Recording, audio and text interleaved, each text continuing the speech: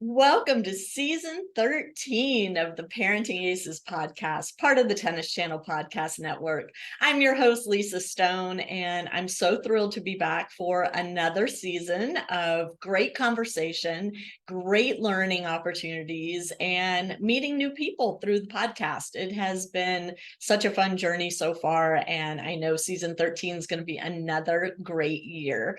Today, I have two amazing coaches who happen to be based in Florida. Todd Widom and Robert Gomez are going to be talking with us about gaming the rankings and gaming the ratings. And I know all of you are very familiar with USTA rankings and ITF rankings and WTN and UTR, and everybody's always looking for a shortcut. How do I get my kid to that next level? What do they need to do to move up? And so I'm really excited to have these two gentlemen to talk to us about what it means to game the system. Is there really even a way to game the system? And what are the benefits or the costs of trying to do that? And all of this kind of emanated from a video that I watched from Daryl Cummings, who is one of the masterminds behind UTR. And he talked about this exact subject. And I will have a link to his video in the show notes on parentingaces.com. So I hope you'll check that out. But meanwhile, I hope you enjoy this episode. I am so grateful to you for coming back for another season of the Parenting Aces podcast and looking forward to a great year of conversation. Now sit back, relax, and enjoy this chat with Todd Widom and Robert Gomez. Hi, guys. Welcome to the podcast. Robert, it's your first time here. I'm so thrilled to meet you and so happy to have you and Todd kicking off season 13. Before we jump into our conversation today about how to game the ratings, I wanted to give you an opportunity to tell the Parenting Aces audience a little bit about yourself and your life in tennis. Okay, well, listen, Lisa, thank you so much for having me. It's a thrill to be on. I've heard so much about the podcast and everything that you've done over like almost 10 years now. And yeah, it's amazing. yeah, 13. Okay. And to be here with Todd, who's doing so many great things in junior development is really a lot of fun for me. So thanks for having me. Wow, I've been in the player development business for better part of 35 years. Mostly here in South Florida. Did a little stint in Colorado for about 5 years, which was a lot of fun. I'm the chair of the Florida Coaches Commission, where we identify a lot of young players between the ages of 11 and 13, select them for different sectional camps, regional camps, national camps, help put that together for USTA National for Team USA. That's a lot of fun. Got a pretty strong after-school program that I run, a couple of homeschoolers as well that we work with. Here in Coral Gables. I've been at the Biltmore in Coral Gables now for about 18 years. So pretty good run. And now I'm the Junior Orange Bowl tournament director for the 14s and 12s division for the first time. So I'm really excited about that as well. So we're recording this before Junior Orange Bowl, but this is going to air after Junior Orange Bowl. So we're definitely going to have to do a follow-up and hear how the tournament went for you and how the experience of running that level of tournament went for you. And I'm sure the Parenting Aces audience will have a lot of interesting things and comments about that too. So that'll be fun. Awesome. And I do want to dig into the player ID facet of what you're doing as well, because I think that will be very interesting to hear the different factors that you look at when recommending players to come in and train and at that high level. So we'll get back to that in a few minutes. Todd, just because it's a new season and maybe we have some new listeners who don't know you, who have, had their head in the sand for the past 12 years. Tell us a little bit about yourself. Sure. Well, thanks again for having me on the podcast, Lisa. I met Lisa by writing articles when I first started my coaching business a whole bunch of years ago, and I've been a regular on your podcast. So thanks very much. But just a little bit about myself. I was born and raised here in South Florida. I went to the University of Miami, which is right down the street from where Robert runs his great programs. Did okay in amateur tennis, did okay at UM, and then I played on the tour for 6 years. Actually played one of Robert's tournaments in Colorado, so that was great. And I've played Robert's tournaments growing up as well. And so now, for the last 13 years in South Florida, I've been running a program, a system where I take in kids that want to be elite or they're elite already and they want to use their tennis skills to go to a tremendous college or maybe a pro career. It's structured a little bit different than Robert's program, I would say, because we don't have after school. The kids are all online and they're trained and groomed by myself and as well as two of the coaches that trained and groomed me during my amateur and pro career. So yep, that's what I do on a daily basis. And, and Robert and I had a very nice discussion this morning about tennis. And so now we're back to talk about some more tennis. So it's great. I love it. And sorry about all my fidgeting. I'm having a bit of an audio issue on my end. It is on my end, but I think I fixed it now. So the title of this episode is How to Game the Ratings. And I chose this title for a few reasons. One is I have so many conversations with parents about, how do I choose tournaments so my kid's UTR will go up? Or, my kid plays great in practice, but doesn't play great in tournaments, and their UTR isn't a true reflection of the level of player they are. And I feel like we have gotten so consumed with all these ratings and rankings to the detriment of overall long-term player development. And so I'm hoping that you two coaches who have been in the trenches for plenty of years now and worked with plenty of players can help parents understand how best to use these ratings and what do they truly mean, and what are the best ways for families to maximize their child's development so that they reach their full potential by the time they graduate high school. So, Robert, I'm going to start with you, and I want to just ask you, in your opinion, what is the role of a rating or a ranking? Yeah. Well, I think that its primary function originally was to help college coaches be able to get a better idea as to what the level of the player would be if they were, let's say, 5th in France or 18th in Argentina versus 22 in the US, right? There's really no easy way to look at it and figure out, okay, well, what does that mean by a ranking standpoint? So by coming up with a rating system, it gives you a pretty good idea, especially once you've been around it as much as we have, that if you say that this boy is 17 years old and he's an 11 UTR or he's a 15 WTN, got a pretty good idea of where they're at level-wise, right? So that's at least going to get a college coach to whether I want to at least take a look at this kid and put him on my radar or not, because if you're at UVA and you're not at least a 12, then they're probably not going to take a look at you, right? I mean, if you're a 10-5, 10-8, 11-2, probably not going to make the starting lineup, and you're probably not even going to be on the bus, right? But for Purdue, that could be right in their sweet spot, what they're looking for. But the UTR or the WTN is not going to tell a coach everything that he wants to know about the player. It's just going to put them on the radar. Then from there, they would have to take a look at, how coachable they are, where are they playing, where are they competing, where are they getting their competition at, and see if that's something that fits with the program that they have. So that's what I would think is the primary role, why it was created originally.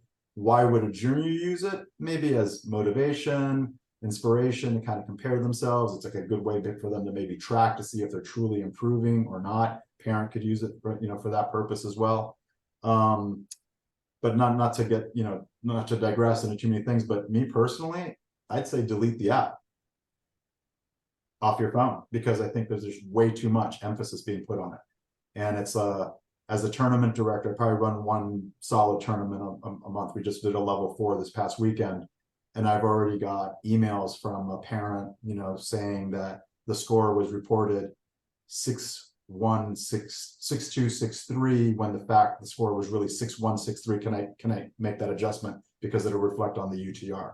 And I'm like, wow, that one game, you really think that that's going to make that much of an impact on your player's UTR? And this was like the very next day. And that's just one example. I could give you so many more where players and parents are just way too consumed. Oh, what was that kid's UTR? Oh, I went 4-5 and that kid was a 9, but you lost, right? So, okay. I mean, I guess if that softens it a little bit for you, because that kid's got a really good UTR, or you're trying to impress me by saying that you went 4-5 with the kid that's a 9 and you're an 8-2 or something like that. Okay, great. But I don't really want to hear about that. I want to hear about how you played, how did you perform? Did you meet the goals that you had, the things that we've been working on in the last couple of weeks? How did those things come out, in the match? Were you able to implement those things versus what the score was, what the outcome was? I think that there's just too much emphasis being placed on what the outcome is versus the performance, which is really what's going to determine those outcomes later. Yeah, absolutely. Todd, before we started recording, we were talking about academies and junior coaches and systems, to use your term, that use ratings in order to either accept players into their program and or to put them in groups. And I would love to hear your take on the usefulness of that, or not usefulness of that, as the case may be, and what your kind of philosophy is around how to put players on a court once they're training with you. Sure. So, really how I was brought up with 2 Argentine fellows in South Florida that were producing a lot of great players was that, they didn't group on level. I mean, it was, as we say, there were no princes and princesses, right? Everybody trains with everybody. We're all here to help each other get better, right? And so, as I've been coaching now for 13 years, the only thing in my mind is really, how am I going to help that player get better, right? I'm not grouping based on UTR. In my mind, as well as the others that work with me, we know what each student needs to work on, right? And I trained with plenty of players that were, that were beneath me and everything. And so what I wanted to do as a player, I wanted to pull these players with me to get better with me, and we can help each other and we can do this, right? And there was really no separation. I mean, when, in my program, I mean, the 2 things that I look for in any student that we're going to take on as a visitor or maybe a full-timer is that, do they work well with others, and are they here to work really hard and at a very high standard? That's it. That's all I ask, right? And so, I'll take on any player that can really meet that criteria.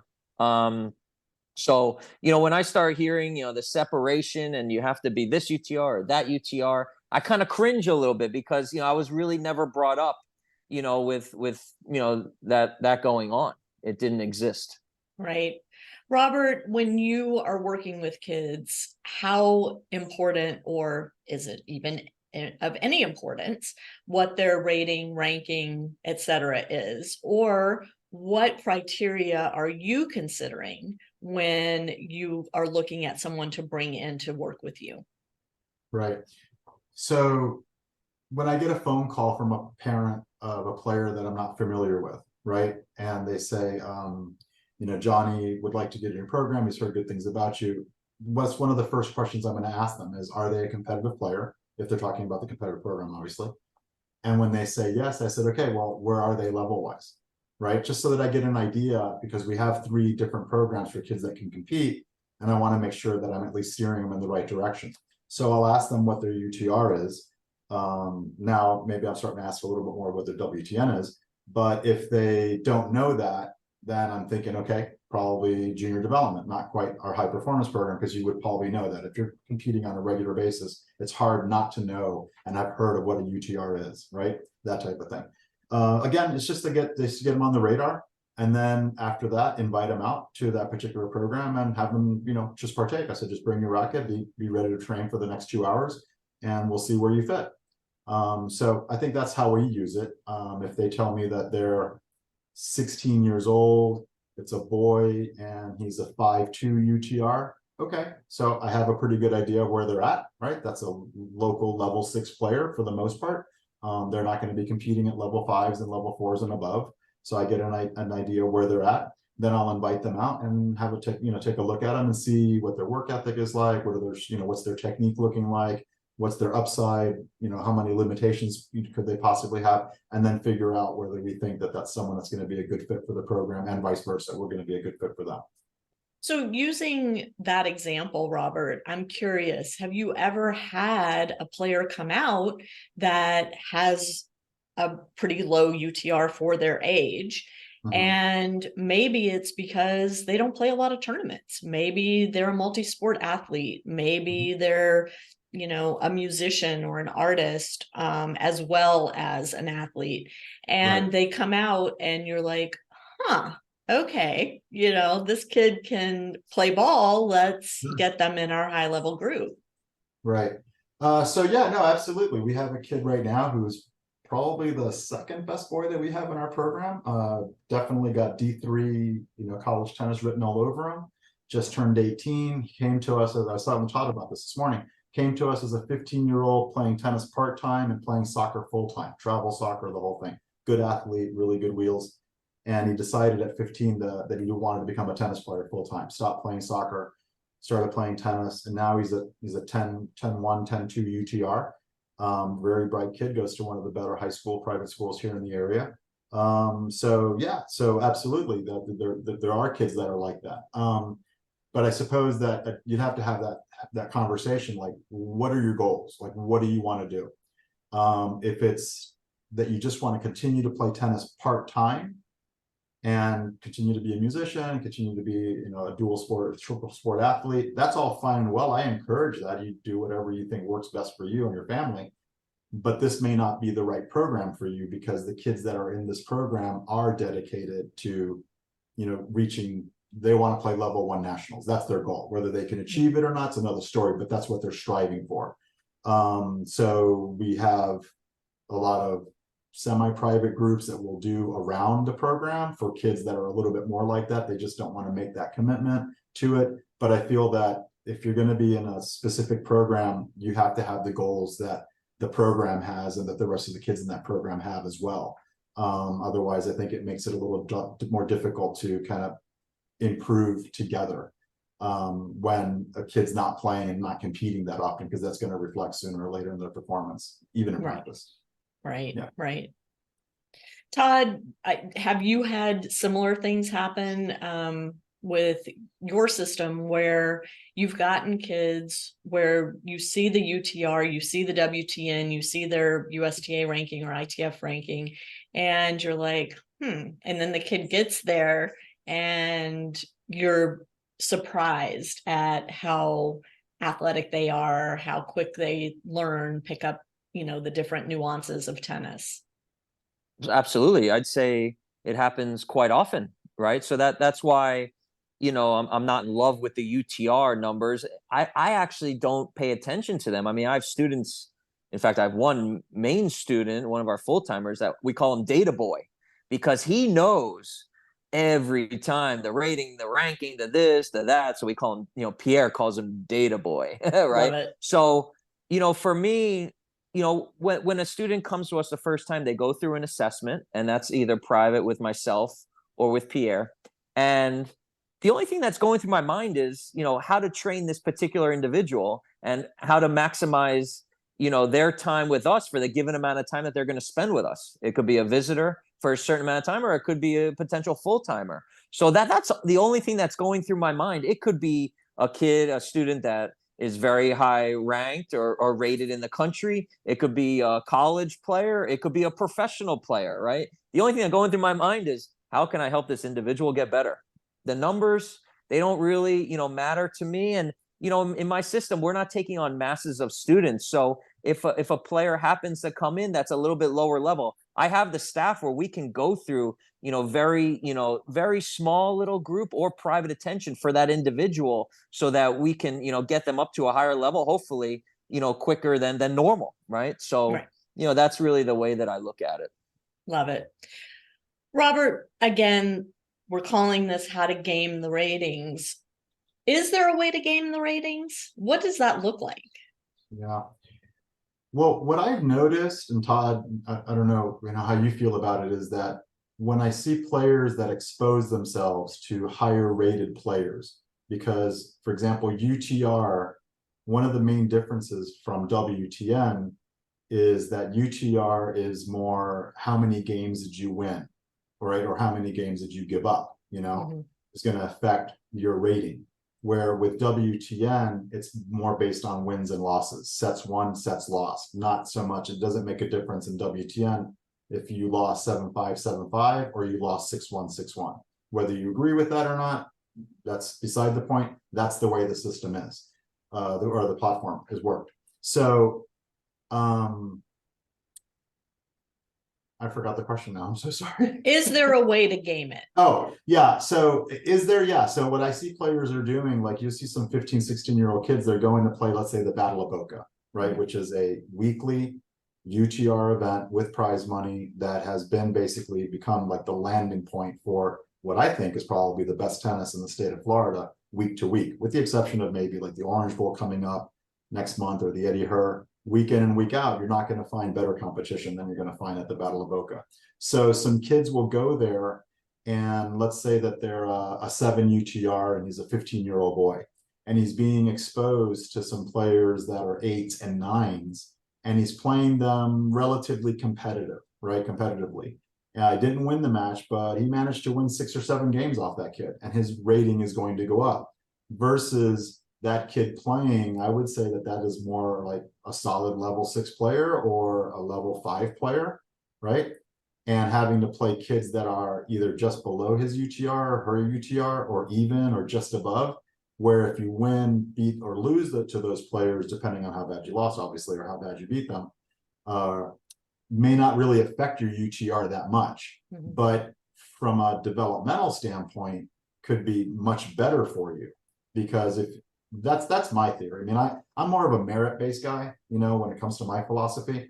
If you want to get into the top tournaments, well, earn your way through, right? Don't game it. Don't go to Pittsburgh to go play and chase some points in Pittsburgh because the draws are easier than they are down here in South Florida. Because sooner or later, you're going to have to face the music, right? So yeah, you got into the level 2, but now what? Now you're playing the top kids in the country, or you're playing in the level 1. You got to the Easter Bowl. What'd you do? Are you just going for the t-shirt, or are you going there to really perform, So, but you can, I think, game the system from what I've seen is like by exposing yourself to higher rated players. Now, obviously you got to be at least somewhat competitive against them, right? But I think that that's what I've seen, is that that's one way to game it. So in that scenario, gaming the system by exposing yourself to higher level players is really a growth opportunity as well. But doing that at the expense of never exposing yourself to players at or just below your level can also limit your overall development over the course of, let's say, age 10 to 18, because you have to learn how to beat kids that you're expected to beat, right? You have to develop that competitive muscle. So really, is it gaming the system to have your UTR go up when, as you say, you've now, okay, your UTR went up and you were accepted into this higher level tournament, and you get there and you flounder because you really aren't at that level? Todd, you want to take that one? Sure, I'll be more than happy to.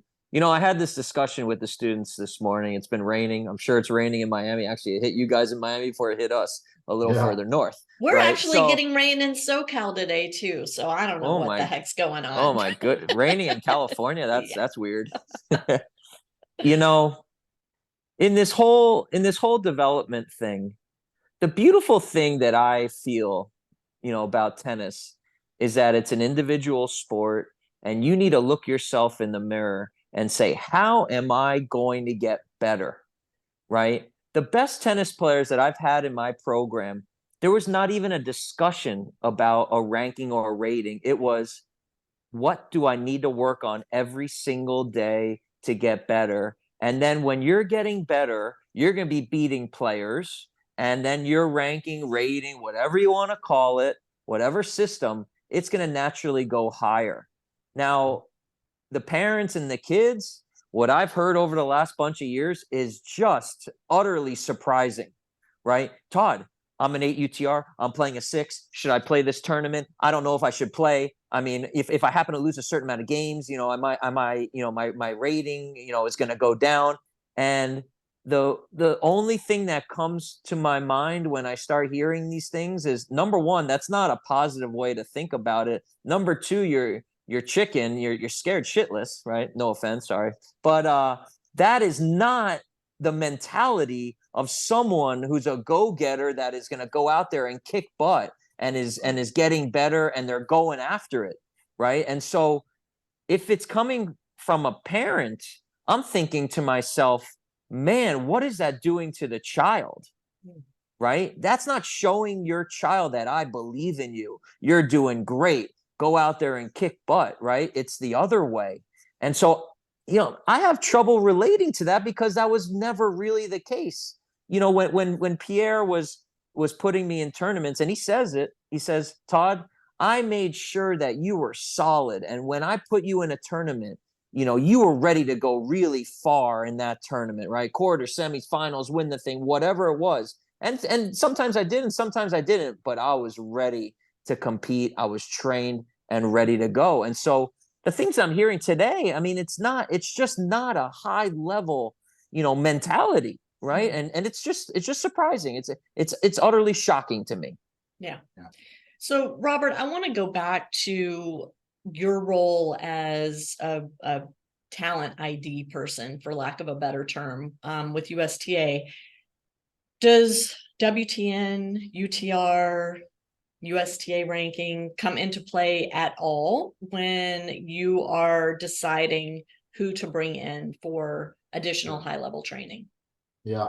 So we call it player ID, first of all. Okay. And no, absolutely. I mean, you know, you got to get kids on the radar, right? You got to like get them on a list. So obviously we're going to take a look at the top 50 players in a particular section by ranking, to at least start grouping them up. We look at them by date of birth. You know, we're looking at the 2009s or the 2008s, 2010s, whatever the case might be.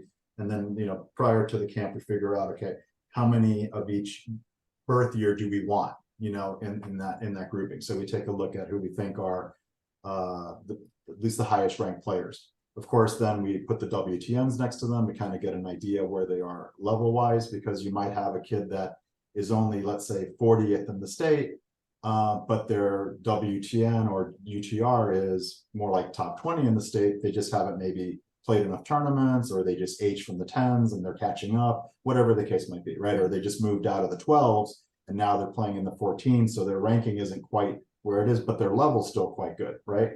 But then we also you know, go to the coaches commission.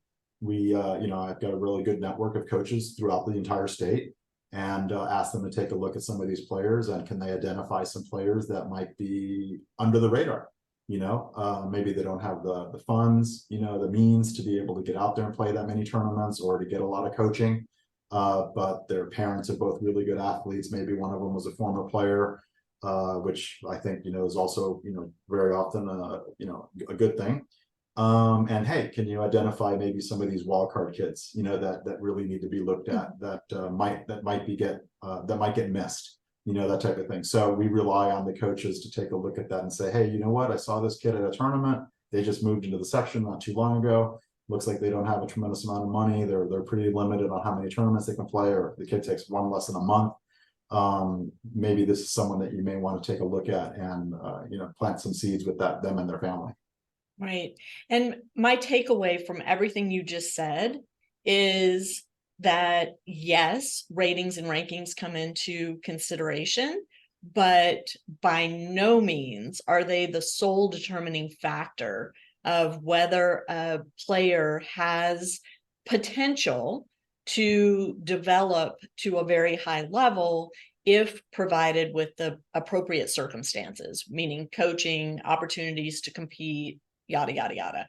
And again, this is why I really am hoping that our audience is hearing that when you focus solely on ratings and rankings without using that as part of an overall developmental plan that lasts years, not Right. months, not weeks, years, even, a decade, maybe, Mhm. you are doing such a disservice to this player because you're shortchanging them in terms of opportunities that they may get if you, instead of focusing on ratings and rankings, you focus on work ethic, you focus on mindset, you focus on commitment to a goal, you focus on daily improvement, you focus on setting small goals for each match that you play and then analyzing whether or not you achieved those small goals or at least made steps towards achieving those small goals. I mean, there's so many parts of this whole puzzle, which makes it so fascinating, but Mhm. also really frustrating a lot of times Yeah. too. Yeah, no, 100%. You're spot on. I mean, it's like the non-negotiables, right? That we set forth in our program. Being on time, right? If you're not early, you're late. Work ethic, effort, right? Coachability, implementation of what you're being asked to do. Those are certain things that sportsmanship you just have to do. And then if you look at the big umbrella word, it's about character, right? Ultimately, that's what really needs to be nurtured again and again, those family values, the program values, because I really believe that without that, you better be one heck of a freaking talent to overcome a lack of character, which goes with the will, the commitment, the work ethic, and all those other things that, the dexterity that you need to be able to take a punch in this sport. You do a lot of losing, right? You look at the guy who's 10th in the world. How many tournaments did he actually win this year? Right? 2, maybe. But, he's making good runs, but he's losing 20 times, 25 times. If that kid or that player doesn't know how to lose and bounce back, then they're going to have a difficult time really reaching the top. And I think going back to the college, what are college coaches looking at? Yeah, sure, of course, they need to get you on the radar, right? But that's something else that they look at is, can you play 2 to 3 dual matches a week? And if you take a loss playing number 4, what do you like when you've got to come back and play 2 days later against an SEC, really tough conference? Are you going to be able to bounce back and be of value to us? Or are you going to start sulking and you're not used to losing and you were a hot shot back wherever you were in your section or at your program, you were the best, but here you're part of the pack, and you're not necessarily that prince that that Todd was referring to, earlier. Nobody's making a fuss about you. Yeah. Todd, now Yeah. I know why you wanted me to meet Robert, because, one of the messages that I try to reinforce through this podcast and all the other stuff that I do with parents is the number one goal from the parents' point of view, where we sit, is to raise good humans and to have a great relationship with our child at the end of this tennis thing, right? Everything else is gravy. If your kid wins a tournament, woohoo. If your kid is number 1 in your section, woohoo. If they get recruited to a top school, woohoo. But the main goal is to have a great relationship with them and to help them become a great human being. So Todd, thank you for connecting us, because I always love surrounding myself and exposing our audience to coaches who share that goal of character development and relationship development. And the tennis is secondary. I mean, it's your job as coaches to develop these kids into the best tennis players they can become. But it seems to me that both of you feel very strongly that it is also your job to instill great character into the players that cross your paths. So I want to just acknowledge that and thank you both for making that a priority when you're working with these children, because so many people forget that piece of it. Yeah. Thank you. Yeah. Thank you. Yeah. I mean, one of the things that, I love talking to Robert about is that, many times we're very much on the same page about how we're going to bring up tennis players. And he knows the two Argentine gentlemen very well that brought me up through, from when I was 6 to when I retired from the tour at 26. So he unfortunately one passed away when I was 15, but, he understands, the upbringing, from my home, and then as well as carrying on to, the tennis academy that I was brought up in. Right. So we see things, I think, very eye to eye. Yeah. So, Todd, I just want to give you a chance to chime in on this whole idea of gaming the rankings and ratings. In your mind, what does that look like? Is it even possible? And what are, maybe some of the benefits or the negatives of trying to game the system? Well, I think, maybe the parents and the kids, they're smart, right? And they're trying to, like, maybe, maneuver the system, beat the system, right? And in tennis, you're exposed all the time, right? You can't hide, right? I have two really good friends of mine played in the NHL, and one gentleman we train his two daughters, and his daughter was having a tough moment, attitude, this, that. I was letting her have it a little bit, telling her what this is about, and all those coaching things, right? And he said, in hockey, I would just go down to the end of the bench and kind of hide. Not in tennis. Yeah. Not in tennis. You have a tough day, you're going to probably take a loss, or, you're not going to walk out of that training arena feeling good about yourself. But in the team sports, it's definitely different. But I think that's what's so beautiful about tennis. You can't hide. Whether that player is training well and improving, and right, all these things. And so you can't try to, beat the system, maneuver the system. The college coaches, their job is, to get the best candidate for their team. Right. And so, it was always, the mentality was, work harder, look yourself in the mirror. What do I need to get better at? What failed in my last tournament? Go back to training. This is exactly what I spoke about with the students in my system this morning, because we had a little discussion, because it's been raining, and before they did the fitness, we spoke for quite a few minutes about what we're talking about right now. Right. You got to be honest with yourself.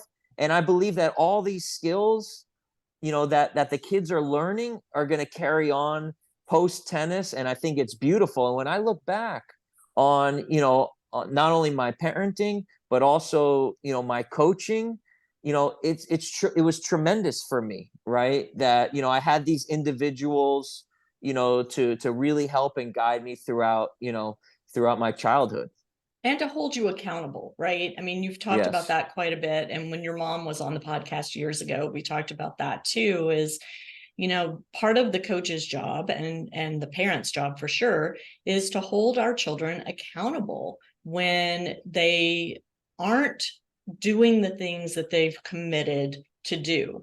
And so, as you're saying, even if you're trying to game the system, there's no way to hide. Your UTR may go up momentarily, but as soon as you're put in a situation where you're playing a player who truly is that level and you can't hang with them effectively, you're now being held accountable for having gamed the system, right? So this is why it's all about getting 1% better every time you work on your tennis, whether it's a rain day and you're doing fitness, or you're reading a book about the mental side of the game or tactics, or whether you're on the court actually hitting balls.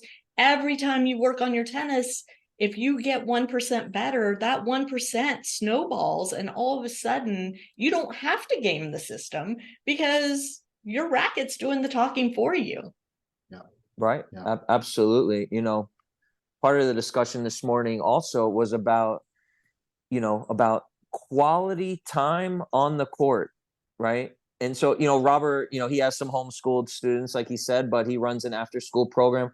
I told the kids this morning, understand that, you guys are with us, every single day, 4 to 5 hours training, homeschool, the whole thing. That does not ensure you're going to get better. It does not. Okay, just because you moved to Florida and you joined my system, and I put these coaches that I believe are incredible, right? They trained me or they trained under me, right? I said, that does not ensure that you're going to become a better player. Now, here's how you get better. You're honest with yourself. You take our information. You learn at every tournament what went well, what didn't go well. You're fully engaged at all times, and you're training and you're applying what you're being taught. You guys will be just fine.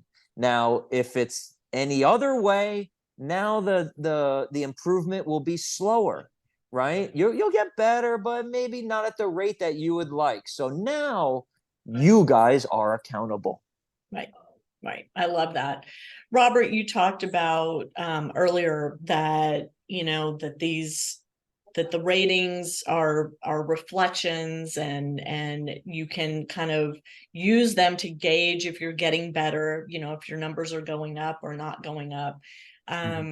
But as Todd's saying, there are situations where you're going to have that outlier, right? That kid that's just an incredible athlete, and they may not be technically perfect, they may not look great on the court, but by God, they're going to win every match they play. I have actually a woman on my women's league team that's like that. She just doesn't lose, and Right. it doesn't matter what she has to do within the rules. Of course, she's a great sport, but she just doesn't lose. And every now and then you get a young player that's like that. But for the most part, these kids have to go through each step of the process in order to reach these goals.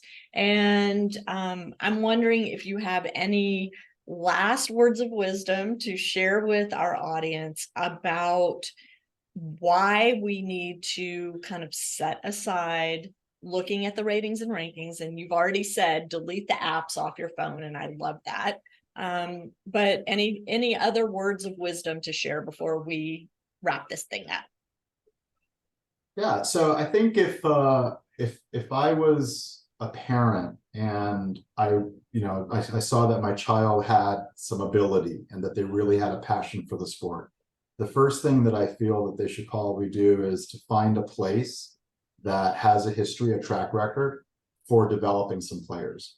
Once you've identified a couple of those places, I think you need to find someone that wants to work and cares about your kid.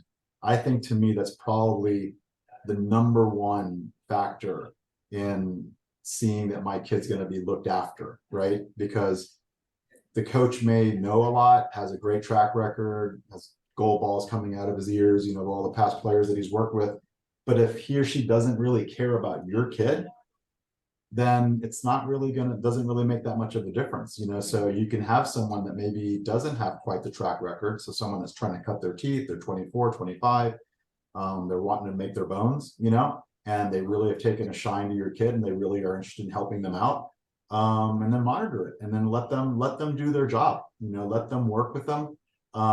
Make sure that your kid is very coachable, that they check off all those boxes, all those non-negotiables that I said. Make sure that those are all taken care of, that hopefully they're being inspired, right, to get better. I don't know about how much motivation, like you always hear, oh, that coach is such a great motivator. I think that those types of coaches, with the ones that are identified as that, is that they're good at like surrounding themselves with people that are motivated. So it makes them look like they're great motivators, but they just have a good eye for picking out the right kid that, okay, that kid's ambitious, that kid wants to be good. And once you found that, let them do their thing. Spot check, always keep an eye on things. I think it's just in your best interest but don't hang on the fence. Don't sit there from the beginning of the practice to the end of the practice. Don't open up a conversation with, I'm not going to be one of those parents, that type of thing, because almost always you are one of those parents. That's, here's a suggestion, that type of thing. But, you also need a coach that's willing to work with the parent as well, because it does take that pyramid, right? That triangle, to make sure that everyone's working together, because I can't do it by myself. Todd can't do it on his own, right? Unless the kid's going to live with you, full time, which we've done before, right? you need that parent in your corner, and they need to make sure that they're following up and not undoing all the good work that you did Monday through Friday on Saturday, by saying and doing the wrong thing. So you got to kind of nurture them along as well and educate the parents as well. Yeah, love that. Todd, any last words of wisdom to share with us? I mean, that was very well said, Robert. To follow what you just said, tough to do, right? Sorry to make you go second. It's great that you came on, and I love it. It's been great. I have great discussions with Robert periodically about tennis, but one of the main things about the ratings, the rankings, I think is, I think from the parents to the children is to think more high level, right? Is to, like when you have kids that are stopping matches or, for their rating, or kids that are, quitting or dodging tournament matches and this and that, that is just not high level. It's not going to work out well, right?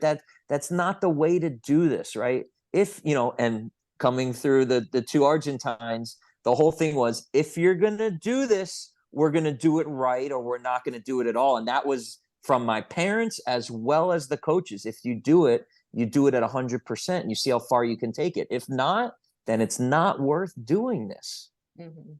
I agree with that too. And I will say again, this isn't for every kid. It isn't for every tennis player. There are kids who play tennis for social contact, for physical activity, because they love the game, but don't necessarily have the aspirations to play in college or play a high level of college tennis, or even to play tournaments. And there are opportunities for kids with that approach to the game to continue to play and learn and have fun and become lifelong players. And I want to encourage all the parents out there to continue having these conversations with your child. Make sure that this is still what they want. Just because at age 8 they said they wanted to be number 1 in the world at tennis doesn't mean at age 15 that's still the goal. And you have got to keep revisiting these goals, these commitments to training, to playing tournaments, the financial commitment. All of it is not a one-time, we had this conversation 8 years ago, therefore this is still the situation, right? Things change, people change, situations change. So keep those lines of communication open with your child, also with the coach. And Robert, I love what you said about, that the coaches have got to make time for the parents, because let's face it, we're the ones writing the check. We're the ones driving the kids to practice. We're typically the ones taking them to tournaments. So having that open communication with the coaches is crucial for everybody's happiness and for the overall development and long-term growth and happiness of these players.